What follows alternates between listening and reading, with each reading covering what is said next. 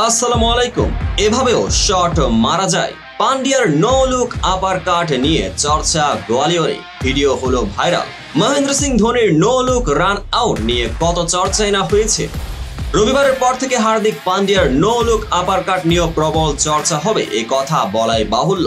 চর্চা অলরেডি শুরু হয়ে গিয়েছে। সচিন টেন্ডুলকারের স্মৃতি সম্বলিত গোয়ালিয়রে হার্দিক পান্ডিয়া তুরীয় মেজাজে ব্যাট করলেন। বাংলাদেশের বোলারদের বিরুদ্ধে ব্যাট হাতে অদ্ভুতা ফুটে উঠল হার্দিক পান্ডিয়ার শরীরী ভাষায়।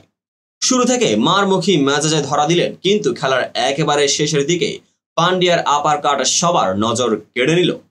গোয়ালিয়রে মায়াঙ্ক যাদবকে নিয়ে কৌতূহল ছিল, তিনি গতির ঝড় তোলেন। সঞ্জু স্যামসন দর্শনীয় কিছু শট খেলেছেন। সূর্যকুমার যাদবেও ব্যাট কথা বলতে শুরু করেছিল, কিন্তু দিনান্তে সবাইকে ম্লান করে দিলেন হার্দিক পান্ডিয়া। সৌজন্যে তার নো লুক আপার কাট।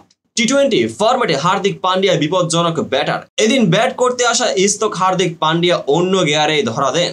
বেশ কিছু ভালো শট খেলেন, কিন্তু তাসকিন আহমেদকে মারা নো লুক আপার কাট নিয়ে বেশি চর্চা হচ্ছে নেট পাড়ায়। তাসকিনকে আপার কাটে বাউন্ডারিতে পাঠানোর পরেও পান্ডিয়া ঘুরে দেখেননি বলটা কোথায় গেল। তার খেলায় আত্মবিশ্বাসের দুটি ছড়াচ্ছিল। এ হার্দিক পান্ডিয়া অন্য অবতারে ধরা দিলেন গোয়ালিয়রে।